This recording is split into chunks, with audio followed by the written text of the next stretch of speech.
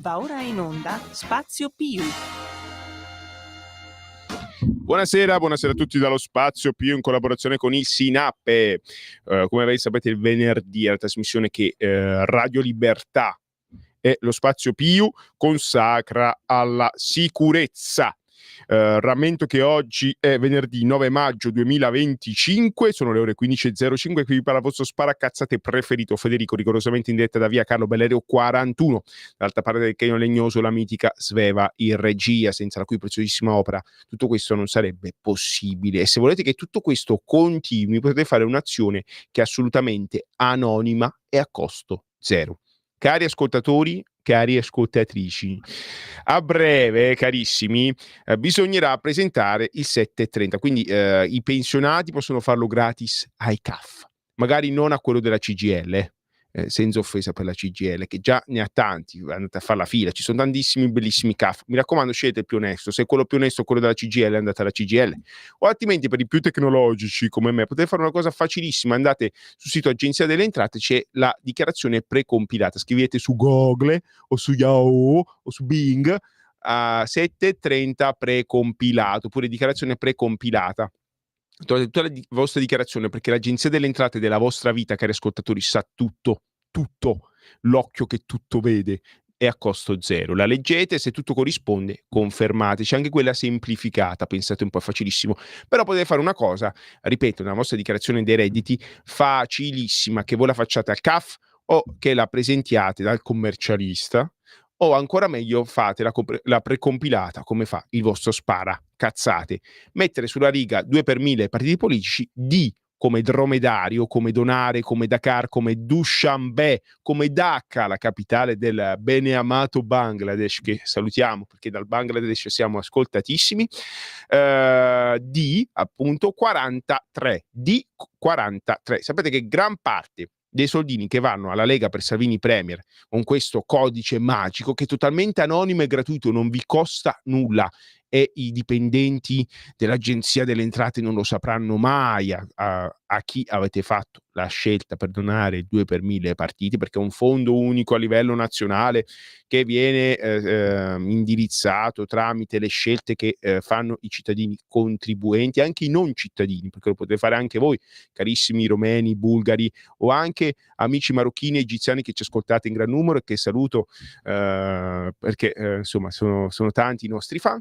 E è una scelta, ribadisco, totalmente gratuita e anonima, e va in gran parte a sostenere questa piccola, grande radio. Questa radio che vi dà la possibilità di intervenire senza filtri né censure. Ok, chiusa la parte quindi del dovere in questo caso, perché noi siamo arrivati in servizio effettivo e permanente, come dice il segretario federale e soprattutto ex direttore a vita di Radio Libertà, Matteo Salvini, che salutiamo. Voglio salutare una persona importante che oggi non c'è, è in ospedale, anzi sono due persone importanti. La prima è Mimmo Magnetta, il presidentissimo ha avuto un'operazione, sta bene, avrà un recupero molto lungo, però l'importante è che il nostro Mimmo sta bene. Un bacione, ci sta ascoltando il presidentissimo. Anche Milano piange la sua assenza, dovete sapere che oggi piove perché Mimmo in Radio Libertà non c'è, quindi Mimmo un bacione, noi ti pensiamo sempre, tutta la squadra di Radio Libertà ti pensa, ti vuole bene, non vede l'ora che rientri. E poi l'altra persona è Sammy Varin, anche lui ha avuto un intervento, anche lui sta facendo un percorso di riabilitazione, quindi Sammy è l'anima di questa radio, come non ricordarci di Sammy. Un bacione Sammy, torna presto perché qua oltre a sparacazzate Sveva ti aspettano una wrangata di ascoltatori, come si dice in alcune latitudini. Poi c'è un'altra persona che vorrei salutare, ora mi direte ma esageri qua di là. Io vorrei salutare il nuovo pontefice Leone XIV, Leone XIV, il cardinale Prevost, ex cardinale Prevost in questo caso, che è diventato papa. Noi, come ben sapete, siamo una trasmissione che parla di lavoro, di come santificare il lavoro. So che siete tantissimi, non credono, purtroppo per voi il vostro sparacazzate crede. E insomma, vedere un papa che ha il nome del papa dell'enciclica Rerum Novarum, la dottrina sociale della Chiesa, insomma, è una cosa importante. Io sono cresciuto al patronato Leone XIII a Vicenza, dei frati Giuseppini del Muriardo. In pratica ho mangiato pane e dottrina sociale della Chiesa. Ancora oggi credo come papa Leone XIV che questo sia un sistema economico distruttivo. La critica al capitalismo, al turbocapitalismo è mancata per 13 anni e ora ritorna come Giovanni Paolo II e Benedetto XVI e ancora prima. Non potrò mai sopportare lo sfruttamento dell'uomo sull'uomo, come dice l'enciclica Rerum Novarum. E noi che siamo alla trasmissione del lavoro, insomma, vedere un Papa che esce fuori, che la pace sia con voi, io sono il buon pastore, e insomma è una persona che è attento al sociale, non può che farci piacere. Quindi che Dio lo conservi, sembra un buon giorno e quindi i migliori auguri a Papa Leone XIV, che tanto lavoro deve fare per riunire i cocci della Chiesa, perché dovete sapere che i problemi oltre che del mondo sono anche all'interno della Chiesa. Però penso che sia andata di lusso, per una volta le mie previsioni sono state infrante. Sono davvero felice che ci sia questo cardinale, senza offesa per Parolin, sarà per la prossima volta. No, scherzo, perché no, battutaccia, come al solito il mio humor nero, noir, soprattutto quando piove prende il sopravvento. No, scherzo. Quindi davvero tante belle cose, buona fortuna, anzi che il Signore ti accompagni, perché la fortuna è una cosa pagana, che la Maronna ti accompagni, come dicono a Napoli, caro Papa Leone XIV. Poi a proposito di Napoli, ieri era Madonna di Pompei, l'8 maggio, e quindi molti sostengono che sia stato mandato la Madonna di Pompei. Certo è che fa strano che sia stato eletto subito, molto velocemente. È una cosa buona, vuol dire che le varie anime della Chiesa si sono messe tutte d'accordo per farlo eleggere così presto, e ha un profilo moderato, ecco, non è né de sinistra né de destra, ma è un papa, come un papa dovrebbe essere. E quindi per chi crede, a mio modesto parere, del vostro sparacazzate, è un'ottima notizia. Quindi un forte abbraccio davvero a Leone XIV, perché il lavoro da fare è immane, è immenso.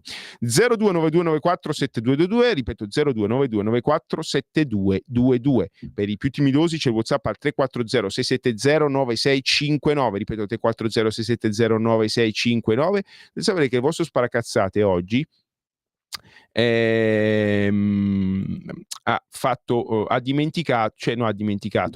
spostato lontano da lui la sedia dove c'ho gli articoli che avrebbe dovuto leggervi. Però sì, no, ci penso io, grazie Sveva, che pensi mi, come diceva un signore Brianzolo. Leggo il primo WhatsApp che ci arriva, visto che ci siamo. Stefano del Brembo, spazio Piu maiuscolo, grazie Federico, è una grande guarigione a Mimmo Magnetta, e sempre un pensiero al mio capitano Matteo Salvini e alla polizia penitenziaria e a tutti gli amici ambulanti. Volevo fare una dedica a quel pirla di mio figlio, e quindi il pirla di tuo figlio avrà dedicata la trasmissione. Ecco, allora io la dedico a quel pirla di mio fratello, così pirla per pirla ci siamo. Allora io mi allontano per 5 secondi per recuperare i giornali che sono qua a 3 metri da me, così vi leggo la piccola rassegna stampa che ho selezionato. Torno subito, purtroppo è il bello della diretta, e questo, lo sparacazzate questo vi può offrire. Sempre più liberi, con la tua radio è il nuovo sito che mette in prima pagina opinioni, firme, notizie, uno sguardo nuovo e originale sui fatti che ci circondano. Il nuovo quotidiano online, semplicemente radiolibertà.net.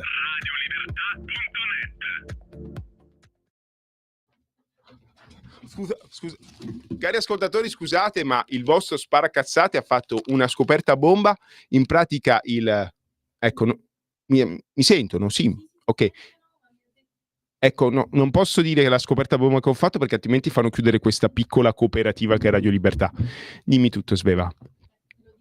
Sì. Mi ha detto Antonio Fiellone che quando è pronto me lo scrive e di chiamare l'ospite adesso, se è possibile. Sì, la chiamiamo a brevissimo. Va allora. Bene, fammi sapere tu quando. E chiamiamola allora, dai, visto che così Antonio ordina, noi eseguiamo, perché qua ormai così funziona. Questo vi fa capire quello che conta il vostro sparacazzate qua dentro, cioè meno di niente. Però mi dispiace, i soldi non ci sono per assumere un conduttore professionista, perché voi non donate il 2 per 1000 come si deve, cari ascoltatori, è colpa vostra, e la radio è costretta a ripiegare un povero servo della vigna, un conduttore volontario che lascia desiderare, che lascia i giornali dove si era preparato la trasmissione a più di 3 metri, non li può prendere col suo braccino corto, ed è costretto a fare i jingle e poi a farsi dare gli ordini da Brescia. Pensate un po' come siamo ridotti. E così Brescia comanda e Milano annuisce, così vogliono e noi annuiamo, non possiamo fare niente purtroppo. Eccoci qua, allora l'ospite c'è, quindi vedete, è stato tutto inutile, posso pure buttare via il giornale e salutare l'ospite. Quindi buonasera a Cristina Busa. Ti chiedo scusa se ti puoi presentare, perché Antonio non mi ha dato l'incarico che ricopre all'interno del Sindacato Nazionale Autonomo Polizia Penitenziaria. Ciao, sono Cristina, io sono un appartenente al Corpo di Polizia Penitenziaria e sono il vice segretario regionale per quanto riguarda il SINAP. Cristina, ti chiedo scusa, però manco a farla apposta, sul più bello è saltata la linea, quindi abbiamo sentito sono il vice segretario regionale e poi non si è sentito più niente, quindi se lo puoi ripetere. Sì, eccomi. Eccoci qua. Ecco, il bello della diretta, sì. Oggi è un giorno abbastanza difficile, però ci proviamo. Quindi ripresentati un attimo, Cristina. Niente, abbiamo problemi. Allora chiedo a Sveva per favore di richiamare, perché abbiamo problemi alla linea. Io non riesco a sentire Cristina purtroppo. Questo è la meraviglia della diretta e ci proviamo. Visto che ci sono, allora io inizio a leggere qualche articolo che mi ero selezionato, così cerchiamo di riempire un buco e far finta di essere una persona competente, cosa che non sono mai stata. Come persona ovviamente, perché altrimenti come... Vabbè, non è un errore comunque, perché mi riferivo alla persona femminile, ecco, perché qualcuno qua mi guarda e ride. Ecco, perfetto, è scattata la segreteria, abbiamo problemi di linea. Allora, facciamo che tra 10 minuti riproviamo con calma, perché sappiamo che in alcune zone d'Italia purtroppo la linea zoppica. Ecco, la fortuna di vivere in questa meravigliosa metropoli che è Milano è che è completamente schifosamente piatta, tranne San Siro, il Monte Stella e Lambrate, dove questi due monti artificiali che la nostra metropoli che ci ha accolto come una mamma, ecco, quello bella. Ecco, c'è Sveva che ride perché le viene da Roma, là c'è mamma Roma. Insomma, vabbè, facciamo finta. Ecco, facciamo finta comunque. Milano comunque accoglie, sono un figlio di Milano. Non è un insulto. Dovete sapere che questi rilievi che ci sono nella città di Milano sono dovuti al fatto che Milano è stata pesantemente colpita dai bombardamenti anglo-americani durante la seconda guerra mondiale, e le macerie erano talmente tante che si sono potuti appunto creare questi due monti all'estremità della città, una a ovest, zona San Siro, e una a est, appunto Lambrate. Ok, ragazzi, io inizio a leggere le brutte notizie che arrivano dal mondo delle carceri. Milano, l'avvenire del 6 maggio 2025, manca a fare la posta, lo direte che sono un bigotto. No, io leggo le cose che mi interessano al di là della testata. Abbiamo letto il Domani, siamo amici fraterni della redazione del Domani che salutiamo con un abbraccio, anche se loro sono fortunati e stanno a Roma, anche se la sede del Domani è a Torino. Però non lo so perché queste cose, come noi giustamente stiamo qua, però la nostra sede in teoria legale è a Monza, chissà perché. Questi misteri. Chiamateci 0292947222. Perché una testata c'ha la redazione da una parte e la sede dall'altra, compresa la nostra radio? Chi lo sa questo? Oh. Comunque per le procure della Repubblica stiamo trasmettendo da via Calabrero 41, quindi siamo sotto la procura della Repubblica di Milano. Ecco, senza offesa per quelli di Monza, ma ci tengo a puntualizzare. Piano carceri, Lombardia, immobile. La Corte dei Conti, dei 5 interventi programmati dal 2014 per aumentare la capienza di altrettanti istituti di pena, ha realizzato solo quello del Beccaria. E come l'hanno realizzato? Nota di redazione. A opera A Milano Opera, per chi viene da fuori, Opera è un sobborgo, è un piccolo, è un comune che sta nell'Interland meridionale di Milano, quindi l'autostrada per Genova, vicino a Rozzano, ecco la casa di Fedez, così ci capiamo. Rozzangeles, come viene chiamata dai milanesi, Opera è là vicino, perché ci ascoltano dalle Alpi all'Oceano Indiano, e giustamente se uno ci ascolta da Tagliacozzo o da Pesco Costanzo, e siete tantissimi, o da Aversa degli Abruzzi, ecco, sono 3 località negli Abruzzi, come si diceva una volta, e giustamente dici, ma Opera dove sta? E Opera sta là, capito? A sud di Milano, caro mio che mi ascolti. A San Vittore tutto è bloccato da una serie di imprevisti. A Bollate Verziano di Brescia manca ancora il progetto definitivo. Questo anche per farvi capire i vostri soldini come dovrebbero essere spesi, non vengono spesi. E ora vi spieghiamo perché, secondo la Corte dei Conti e secondo Luca Bonzanini dell'Avvenire. Resta alta intanto l'emergenza per il numero di detenuti. Il 4 aprile, secondo il Garante Nazionale, in regione c'erano 8.932 reclusi a fronte di una capienza teorica di 6.148, ma i posti utilizzabili sono 5.800.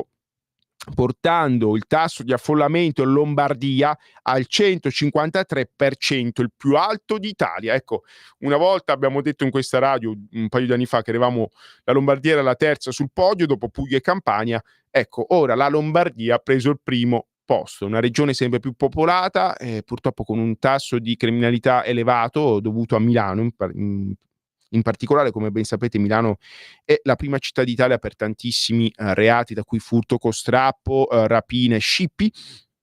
Non ci facciamo mancare niente, chissà perché, chissà se il sindaco Sala lo sa, lo avvisiamo, magari è un po' impegnato con una serie di inchieste riguardanti l'edilizia, però lasciamo stare. Ecco, lasciamo stare, perché qua si apre il vaso di Pandora, come vedete, cari amici. Potrei stare 10 ore a parlare della nostra Milano, però in questo caso devo parlare di quello che accade nelle carceri, un sistema che, come ben sapete, cari amici, è sostenuto con i vostri soldini, con i soldini dei cittadini contribuenti, e zoppica fa acqua da tutte le parti, e Lombardia zoppica ancora peggio, perché il sovraffollamento va a peggiorare la situazione, a rendere ancora più faticoso il lavoro delle donne e gli uomini della Polizia Penitenziaria e del Ministero della Giustizia per garantire la sicurezza. È un percorso di redenzione per chi sbaglia, almeno come prescrive l'articolo 27 della Costituzione della Repubblica, o meglio, così dovrebbe essere. Ma andiamo avanti con l'articolo. Una decina di anni fa la situazione delle carceri era emergenziale. Lo è ancora oggi. Nel mezzo, sul fronte dell'edilizia penitenziaria, poco è cambiato. Vale in tutta Italia, anche nella nostra Lombardia, tra le regioni dove i numeri sono storicamente più pesanti. Eppure le strutture restano inadeguate da un punto di vista quantitativo e qualitativo, nonostante i provvedimenti varati ciclicamente da governi e ministeri. Lo conferma l'analisi diffusa ieri dalla Corte dei Conti, ieri in questo caso 5 maggio, perché è il giornale del 6, nota di redazione, che ha valutato a distanza di 10 anni gli interventi del piano carceri promossi dal 2014 al 2015, registrando ben pochi risultati concreti. In Lombardia, scrive la redazione della magistratura contabile, i numerosi interventi programmati, alcuni dei quali previsti nel decreto interministeriale del 2014, sono ancora in fase di esecuzione o di progettazione, e alla luce degli elementi informativi ancora lontani dalla compiuta realizzazione. Ecco, qua c'è da spiegare perché ormai, senza offesa per nessuno, la Lombardia sta diventando la Calabria del nord a livello di tempi biblici. La Salerno-Reggio Calabria l'hanno finita. Per finire la tangenziale nord a Milano ci hanno messo 20 anni. Per fare 1,5 chilometri di metropolitana rossa, la linea 1 da Sesto San Giovanni a Monza Bettola, ce ne stanno mettendo 15, e forse non si sa se riaprirà nel 2030. Questo trattino sta costando l'occhio della testa, e per fare dei padiglioni penitenziari non ne parliamo. Cosa accade in Lombardia, cari amici? Se qualcuno mi sa spiegare perché le opere pubbliche qua si dilungano anni e anni, secoli e secoli, aerogeologiche per aerogeologiche, chiami lo 029294 7222, ripeto 029294 7222, in quella che una volta era l'efficientissima Lombardia, dove men che non si diceva, o meglio men che non si dica, le opere pubbliche venivano realizzate con un'efficienza tutta lombarda. Dove si sia persa questa efficienza e cosa sia accaduto alla nostra Lombardia lo vorrei capire anch'io da persona che viene da fuori, accolta insomma dal sistema Lombardia. La cosa che mi consola è che insomma nel vicino Veneto le cose vanno meglio, grazie a Dio. Il passante è stato realizzato in poco tempo, la pedemontana veneta è stata conclusa, i padiglioni previsti nelle carceri venete sono stati tutti costruiti. Quindi ecco, l'altro polmone del nord respira correttamente, Lombardia, non lo so perché accade questo. E non è colpa, attenzione, di Regione Lombardia, in questo caso Regione Lombardia non c'entra nulla, perché la metropolitana, la linea 1 è competenza del Comune di Milano e del Ministero delle Infrastrutture e dei Trasporti. Però sappiate, cari amici, che per chi conosce la Lombardia bene, la metropolitana rossa fino a Monza, a Cinisello Monza, insomma, Monza-Bettola, serviva e come, perché si sarebbe andato a servire un intero territorio che è quello della Brianza, che va a lavorare a Milano. Un'altra cosa, i padiglioni nuovi e ristrutturati tra Opera e San Vittore servivano, perché come ben potete vedere, anzi sentire da questo articolo, la situazione in Lombardia è esplosiva a livello di numeri, la prima regione per detenuti, la prima regione per sovraffollamento. Ma vado avanti, scusate se mi dilungo, ma per farvi capire un po', per ragionare con voi di quello che sta accadendo, che non è normale. In particolare sono stati analizzati 5 interventi previsti in Lombardia e in capo al provveditorato regionale per le opere pubbliche, branca del Ministero delle Infrastrutture e dei Trasporti. Tra gli istituti di opera San Vittore, Bollate, Brescia e Beccaria ne è stato concluso solo uno, quello relativo al carcere minorile di Milano, mentre gli altri sono incompleti, con lavori al 45%, pure fermi alla fase progettuale, nonostante sia trascorso un decennio dalla messa a punto. Ma allora, la regia, amici, che abbiamo recuperato, niente proprio di meno che Antonio Fellone, segretario generale aggiunto del Sinape, coordinatore del Dipartimento Carceri e Polizia Penitenziaria della Lega per Salvini Premier. Buonasera Antonio. Buonasera Federico, buonasera a tutti coloro che ci ascoltano, grazie sempre a Radio Libertà per lo spazio che dedica alla Polizia Penitenziaria, grazie alla regia che oggi mi ha coccolato semplicemente perché avevo degli impegni, ho fatto le corse, sono arrivato in ritardo, è stata come sempre precisa, sveva, quindi ringrazio anche lei. E niente, so che avete iniziato, so che c'era un ospite prima di me. E allora, visto che ci siamo Antonio, ci salutiamo, facciamo calorosamente per un minuto, andiamo in pubblicità, perché altrimenti non siamo quasi alla mezz'ora, perché altrimenti sì, se possiamo chiedo io alla regia di anticipare la pubblicità, così abbiamo una mezz'ora abbondante per... Sì, oggi la diretta ci ha stupito come il clima e sta saltando un po' tutto, quindi pubblicità, cari amici, torniamo subito su Radio Libertà. Da oggi la tua radio è ascoltabile anche con la televisione in digitale. Sul telecomando della televisione digitale o del tuo ricevitore digitale puoi scegliere se vedere la TV o ascoltare la radio. Risintonizza i canali radio e troverai anche Radio Libertà, canale 252. La tua radio. Un nuovo modo per sostenere la tua radio. Visita radiolibertà.net. Ti basta un click e potrai versare il tuo contributo volontario direttamente online. Potrai donare con ogni tipo di carta di credito, anche prepagata. Ti aspettiamo online su radiolibertà.net. Sostieni la tua radio con il tuo contributo volontario. Radio Libertà. La tua radio. Diamo voce alla nostra gente.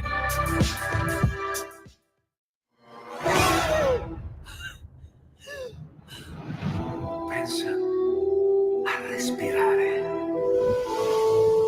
Ora abbandonati.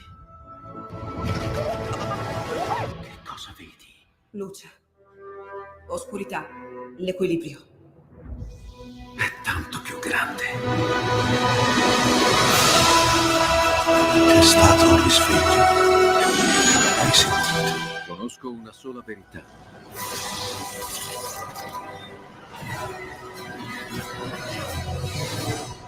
Movie Time ti fa entrare nel vivo del cinema, ti fa sentire come se fossi tu il protagonista del grande schermo.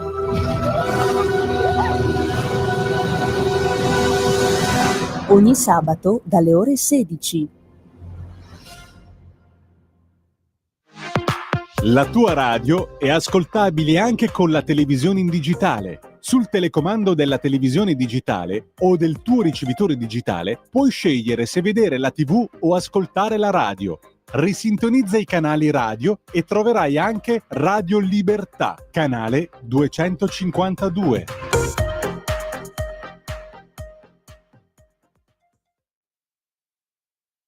Eccoci qua in diretta, stiamo parlando delle elezioni del Papa con Sveva. Io ricordavo a Sveva che ho sempre avuto la fortuna di vedere le elezioni dei papi dalle strutture dell'amministrazione penitenziaria. Ecco, sembra quasi che abbiano carcerato per 13 anni, e invece non è così. Allora, lo Spazio Più con il Sinape torna in diretta. Il Sinape, Segretario Nazionale Autonomo Polizia Penitenziaria, abbiamo Antonio Fellone, segretario generale aggiunto del Sinape, poi abbiamo Cristina Busà, che è vice segretaria regionale del Sinape per la regione Calabria, con cui abbiamo avuto una serie di problemi di collegamento che spero che siamo riusciti a risolvere. Quindi vorrei salutare Cristina. Cristina? Sì, sono qui in linea. Allora Cristina, prova di collegamento, mi ricevi forte e chiaro? Io ti ricevo forte e chiaro. Perfetto, e allora diamo, senza che Antonio se la prenda, diamo la precedenza all'altra metà del cielo. Diamo la precedenza a Cristina. Cristina, cosa ci vuoi raccontare?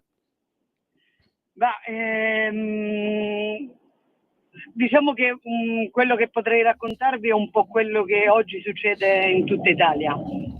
Sappiamo bene che le difficoltà che la polizia penitenziaria deve affrontare sono difficoltà che bene o male sono presenti in tutti gli istituti penitenziari, in tutti i servizi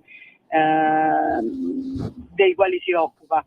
Non abbiamo una clientela fatta di cadetti o di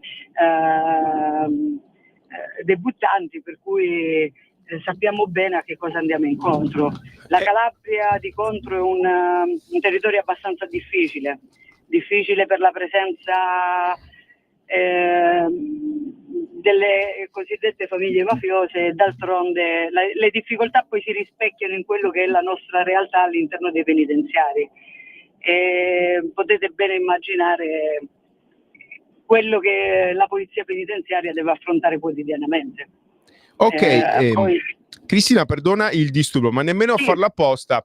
Insomma, la Calabria è un po' nell'occhio del ciclone per una cosa che è accaduta. Ora vi leggerò quello che è accaduto in Calabria e insieme ne parliamo.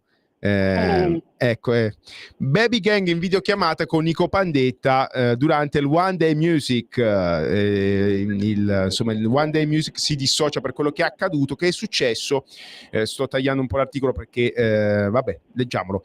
Il One Day Music Festival prende immediatamente con fermezza le distanze da quanto accaduto durante l'esibizione dell'artista Baby Gang Zaccaria Muib, che abbiamo avuto la fortuna di avere qua in Lombardia, detenuto presso la casa circondariale di Monza e prima ancora presso San Vittorio e prima ancora al Beccaria. Quindi sono due clienti dell'amministrazione penitenziaria entrambi, Baby Gang. E in questo caso cosa ha fatto il mitico Baby Gang durante il concerto? Motivo della netta presa di posizione ormai la famosa videochiamata che il trapper dal palco ha effettuato con il detenuto Nico Pandetta, figura nota alle cronache e soprattutto detenuto presso il carcere di Rossano Calabro. E dovete sapere che, cari amici a casa, che Rossano Calabro è sempre stato un super carcere, un carcere di una certa importanza a livello di persone recluse, perché era un carcere che presentava un elevato livello e presenta un elevato livello di sicurezza. Insomma, quello che è accaduto è un po' scioccante. Si sa che è seguita perquisizione e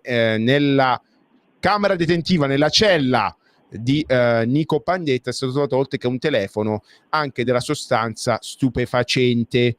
E insomma, Cristina, mi dispiace mettere il dito della piaga, però quando abbiamo le persone che rappresentano il territorio, che vedono con gli occhi e sentono con le orecchie quello che noi dalla lontana Milano non possiamo sentire, immagino dalla ancora più lontana Roma non possono nemmeno immaginare, come è potuto accadere questo? Cosa succede in Calabria? Cosa succede a Rossano Calabro, che era un'eccellenza del sistema penitenziario?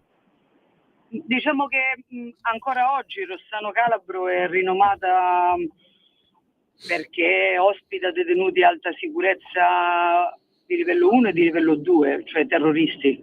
Probabilmente oggi sappiamo che l'introduzione dei telefoni avviene spesso e volentieri attraverso l'uso di droni. o comunque attraverso i familiari che, come potete ben immaginare, ne fanno di tutto per portare telefoni o altro all'interno del penitenziario. Non è facile poter intercettare queste cose, soprattutto perché oggi non parliamo di smartphone di grandi dimensioni, ma sono tutti telefoni di piccole dimensioni. Ancora sono al vaglio dell'autorità inquirente se la telefonata era in diretta o se si trattava di un vecchio video, per cui dopo la perquisizione, il ritiro del telefono fatto al rapper in concerto, non è ancora chiaro se la telefonata era stata fatta in diretta, per cui probabilmente questa cosa e il telefono e la sostanza stupefacente invece ritrovati all'interno del penitenziario pare siano di un altro detenuto che si è assunto le sue responsabilità.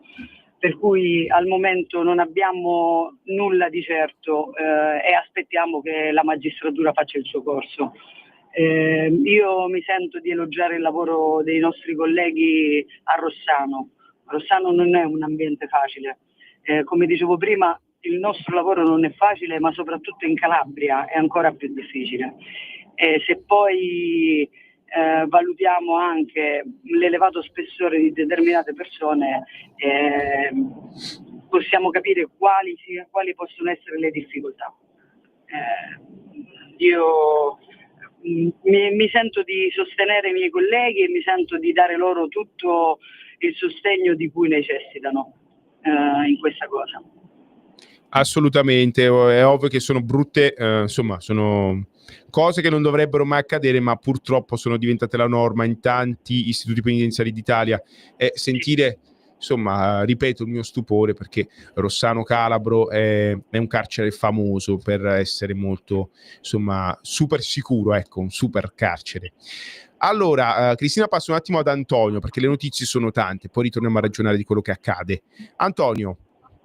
Sì, eccomi. Antonio, qua c'è una notizia che era più o meno fresca, però la diamo lo stesso, è recente, del 4 maggio questa notizia. Carlo Nordio conferma l'indicazione di Lina Di Domenico come capo del DAP. Ecco, dovete sapere che Giovanni Russo si era dimesso, prima di lui pure ci sono state tutta una serie di dimissioni lampo e ora Lina Di Domenico, la nuova capo del DAP, era il capo vicario, era il capo pro tempore, in questo caso è stata confermata. Allora, Antonio, da quello che so, leggo due cose di questo articolo e poi ne parliamo insieme. È una persona che sta lavorando tantissimo, sta dando decisamente da fare, perché tra le cose, insomma, che ha fatto, provvedimenti attuativi del decreto ministeriale, istituto del gruppo di intervento operativo, circolare relativa alle misure di sicurezza per i reparti territoriali del corpo di polizia penitenziaria in temi di aggressioni e eventi critici, introduzione della figura del negoziatore della specializzazione del corpo della polizia penitenziaria, garantire ai detenuti il diritto all'effettività dopo la sentenza della Corte Costituzionale, utilizzo di sistemi di videosorveglianza e registrazioni in mobilità del tipo Mobicam, e poi misure necessarie a garantire l'operatività del commissario straordinario per l'edilizia penitenziaria. Quindi è una persona che in pochissimo tempo si è data decisamente da fare. Antonio, quindi sperando che resti, perché non è normale, insomma, che un capo del DAP duri così poco, quando in passato invece era una delle istituzioni più che durava più a lungo, più stabili in assoluto della Repubblica.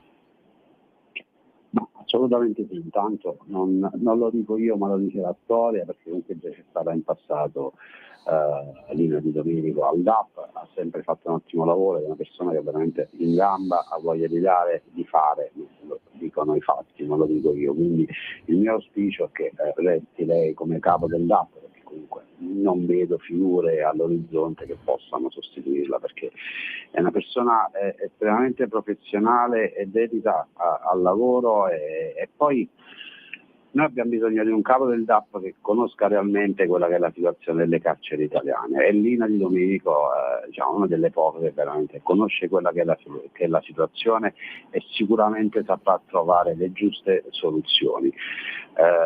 Ripeto, tocca aspettare ancora un pochino, però io voglio sempre ricordare che già in passato, anche con altri governi, ci sono stati comunque capi vicari per 5, 6, 7, 8 mesi, perché Fede, la sinistra oggi si sveglia e attacca dicendo che comunque è strano che un capo del dipartimento non venga nominato nonostante siano passati 3-4 mesi, 5 mesi, non mi ricordo. Quindi però voglio dire a questi signori che oggi parlano che in passato altri governi hanno fatto passare anche 7-8 mesi avendo a capo comunque un vicario.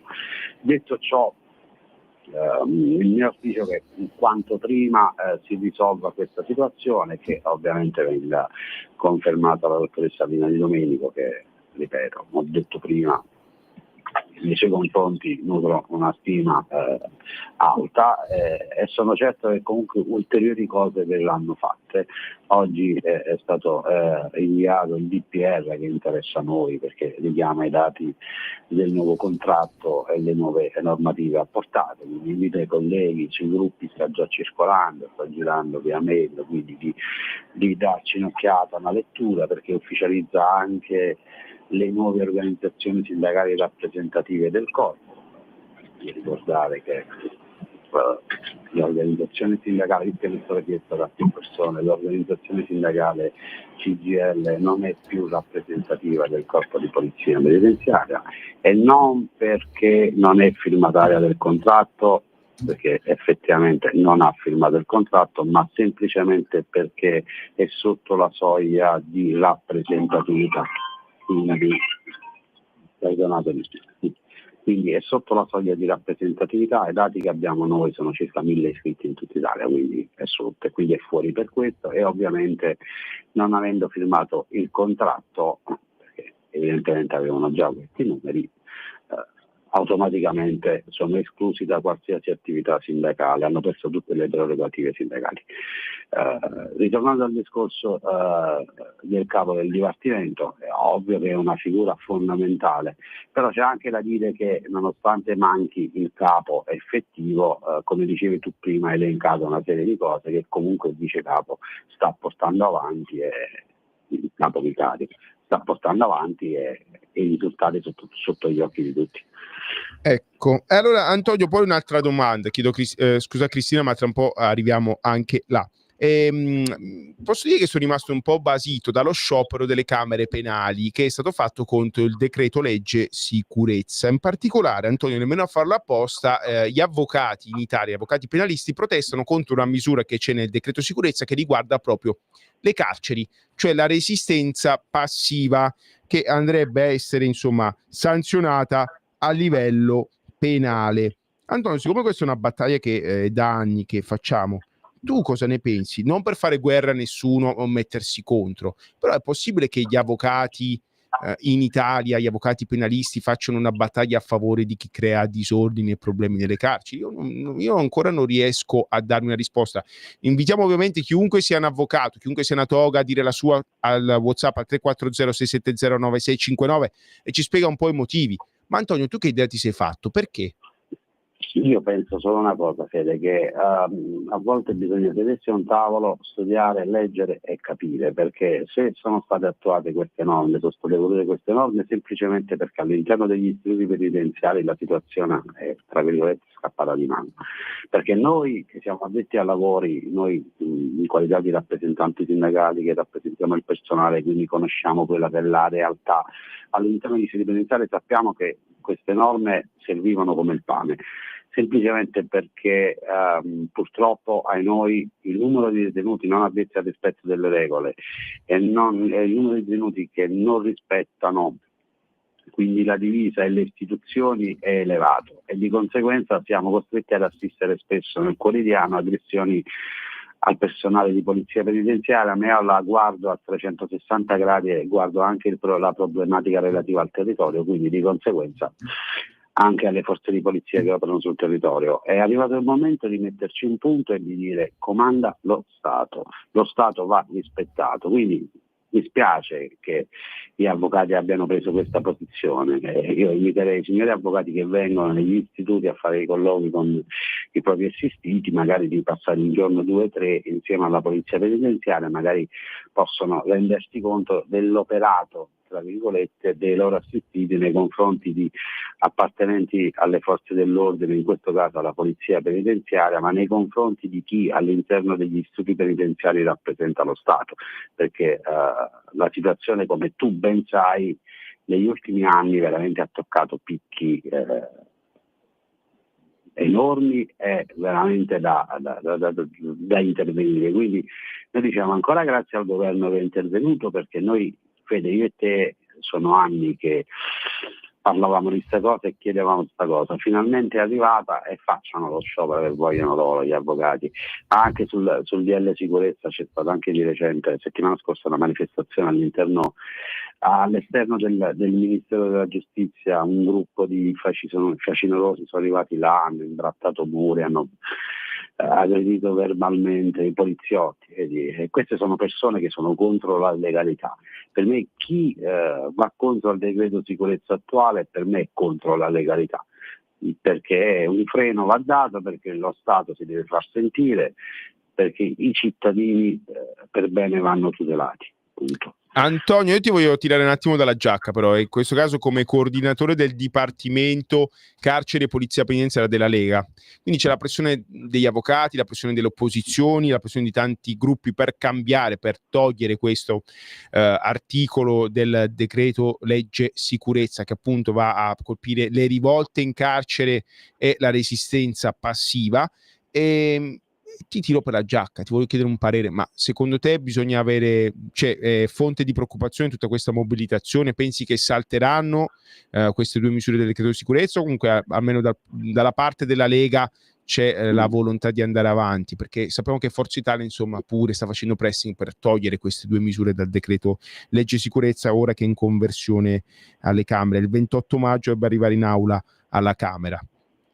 Ma da notizie in mio possesso ti posso tranquillamente dire che la Lega non fa passi indietro mai, non le ha mai fatte e non lo farà sicuramente in questa circostanza, semplicemente perché sono norme volute fortemente anche dalla Lega.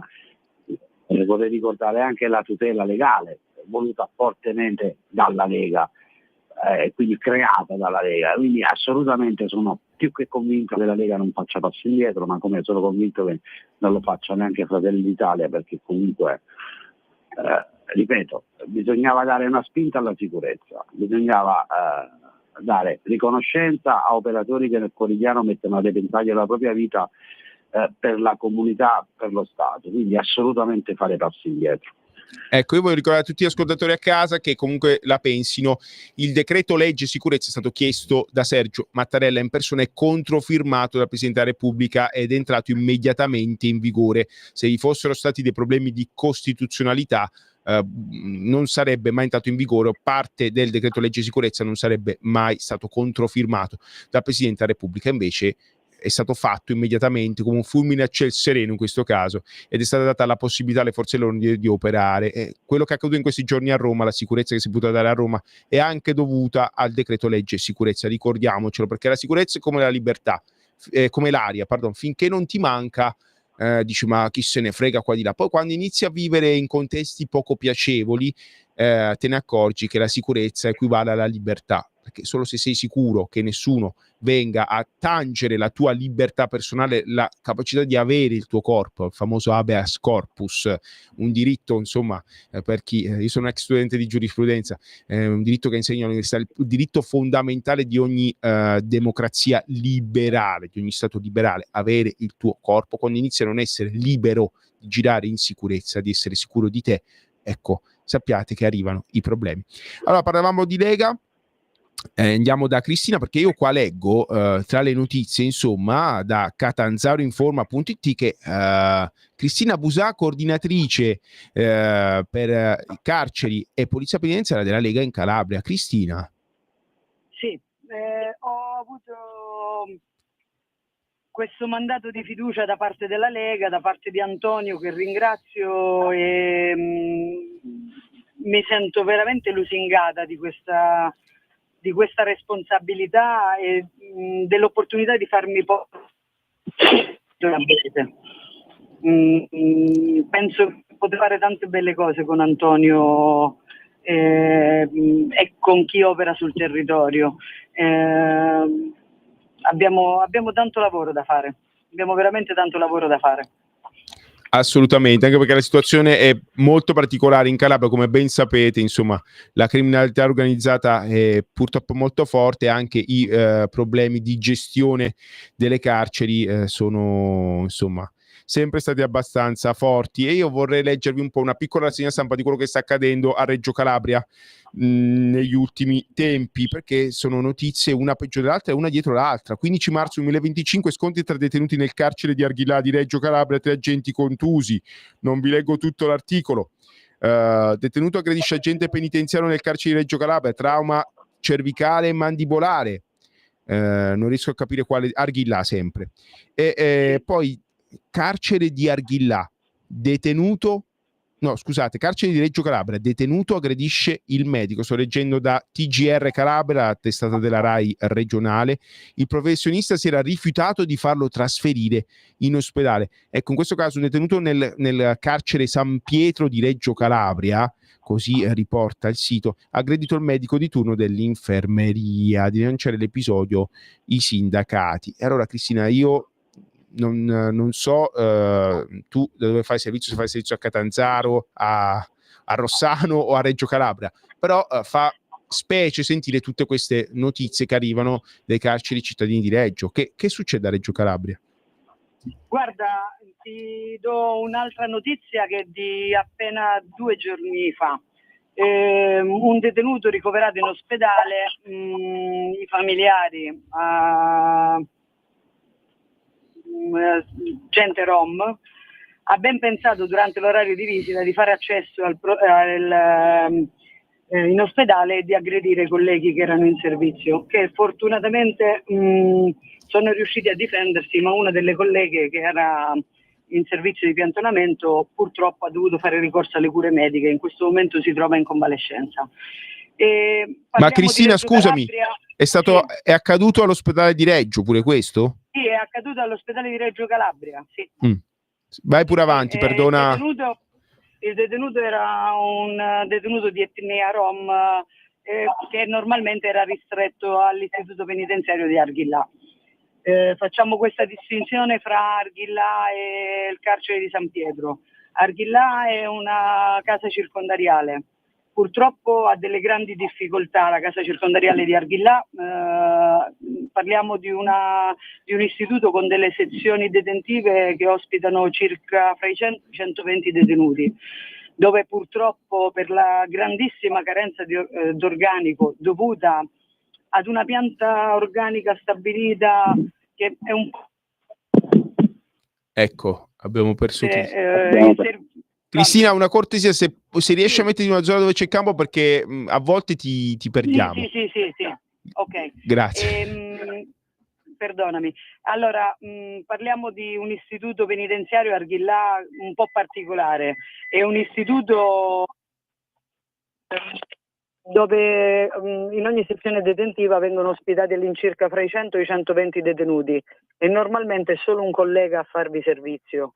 Per cui immaginate bene quali sono le difficoltà. La pianta organica ha una previsione abbastanza ridotta di personale e probabilmente nel tempo sicuramente verrà proposta una rivisitazione. I detenuti che sono ospitati sono detenuti comuni e sono normalmente quelli più problematici, sono quelli della microcriminalità, sono quelli meno avvezzi alle regole. Reggio Calabria purtroppo ospita un grande numero di detenuti, ma il personale è veramente carente. Ecco, quindi Cristina Busa ci sta dicendo che le misure contenute nel decreto legge sicurezza servono e come, a quanto pare. Assolutamente sì. Anche una resistenza passiva, comunque una resistenza ad una persona che rappresenta lo Stato. Sappiamo bene che le azioni e le omissioni purtroppo devono essere gestite e regolamentate. Una resistenza passiva sicuramente non è di una persona che rispetta le regole. Per cui sicuramente non è un atteggiamento da premiare. Ecco, e anche le rivolte, io nemmeno a farlo apposta, tutte le rivolte del 2020 sono partite dal carcere Fuorni di Salerno, ecco. Io ho parte del mio cuore a Salerno per tutta una serie di motivi, però spieghiamo che Salerno, come l'autostrada la famosa autostrada A2 Salerno-Reggio Calabria, è un po' l'imbocco per arrivare giù in Calabria, e quindi a sto punto ti chiedo anche cosa ne pensi del reato di rivolta che finalmente viene messo. Io non so se in Calabria ci sono state delle rivolte, però visto il clima che c'è, spiegaci. In Calabria diciamo che sono state contenute le rivolte, perché la partenza diciamo la prima rivolta certificata è quella di Fuorni, dopodiché a macchia d'olio, ma nel mentre si è cercato di correre ai ripari. Il grande problema dei detenuti era proprio il fatto di non avere nessuno che potesse andargli a fare visita, chissà se per un problema affettivo reale o per mancanza di, fra virgolette, rifornimenti, ricollegandoci al problema dei telefoni di cui parlavamo prima. Diciamo che la Calabria sotto questo punto di vista non ha subito delle grosse rivolte, sono state diciamo molto contenute, si è cercato molto il dialogo, ma nel mentre anche il Dipartimento aveva già emanato delle circolari con le quali si aumentavano le comunicazioni telefoniche, le videochiamate, si è iniziata ad avere la possibilità di ricevere via pacco qualcosa in più, per cui diciamo che la Calabria è arrivata dopo, ma fortunatamente diciamo è arrivata dopo in questo. Ma tu personalmente tu reputi necessario questa fattispecie o di reato, oppure pensi che non sia necessario un reato di rivolta?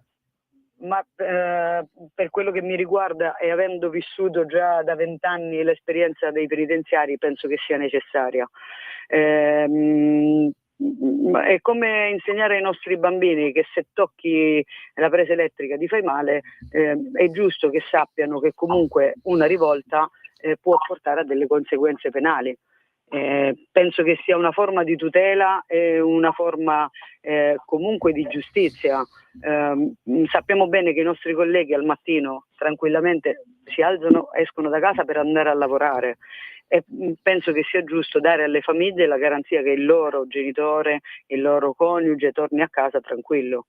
Sì, ma Cristina, scusa se entro a gamba tesa, ma dare anche la garanzia ai detenuti che ai parenti dei detenuti che chi è detenuto resti vivo, perché sappiate che i primi a morire durante la rivolta sono proprio i detenuti. Anche questo va ricordato. Infatti il problema è proprio questo, che sappiamo bene che se non c'è una rivolta non può succedere nulla a nessuno. Per cui la rivolta in ogni caso ha delle conseguenze sia per la polizia penitenziaria sia per i detenuti. Abbiamo visto anche durante le rivolte del periodo Covid, ci sono stati detenuti che purtroppo, avendo assediato le infermerie, hanno fatto uso di farmaci e purtroppo ci hanno rimesso la vita. Assolutamente. Se non fosse successo, probabilmente sarebbero tornati a casa dalle loro famiglie. Allora, io purtroppo sono costretto a ricordarvi che la trasmissione è quasi finita. Io voglio complimentarmi e ringraziare Cristina Busà, perché davvero è stato un piacere, preparatissima. Mi è dispiaciuto che per problemi di linea, insomma, è stata una chiacchierata un po' disturbata, però sicuramente ci risentiremo. Grazie a Cristina Busà. Io ringrazio voi, è stato veramente un piacere, e ringrazio ancora Antonio per tutte le possibilità che mi dà. E allora a questo punto facciamo salutare anche Antonio Fellone. Antonio. No, io volevo ringraziare Cristina perché la nomina non gli è stata data giusto tanto per, ma perché conosciamo noi tutti il valore di Cristina. Ringrazio il coordinatore, il commissario della Calabria della Lega, il senatore Mancuso, e chi ha spinto affinché Cristina ricevesse questa nota, perché è veramente meritata, quindi in bocca al lupo. Per il resto, Fede, come tu ben sai, ci sentiamo spesso, noi siamo sempre sul pezzo, non ci fermiamo mai, si lavora per portare sempre più risultati a casa. Ne approfitto per informazioni di servizio a chi ci segue, ovviamente intendo i tanti ragazzi che ci seguono che a breve partiranno per il corso in polizia penitenziaria che, come abbiamo già detto, parte il 26 di maggio. A breve sarà pubblicata la graduatoria, quindi entro al massimo martedì, quindi tenetevi pronti e in bocca al lupo, ecco. E mi raccomando, onorate la divisa che andrete ad indossare. Allora noi ci teniamo pronti anche a concludere. Antonio, scusami, per altrimenti ci tagliano, ti tiro anche le orecchie, la prossima volta cerchiamo di stare più o meno in orario, più o meno in ritardo, non oltre 10 minuti, perché altrimenti qua... Sai, ho fatto ritardo semplicemente che stavo con i miei colleghi, quindi... lo so, io pure stavo con mia figlia, c'era la pioggia, però ho cercato di esserci più o meno in orario, perché poi qua ci sono delle risse, poi la rivolta la facciamo qua in Carlo Bellerio. Allora non vengo venerdì. Ecco, allora... non vengo di presenza venerdì. Grazie a tutti per l'ascolto, scusate ma dobbiamo chiudere, restate sempre qua su Radio Libertà. Buon ascolto a tutti.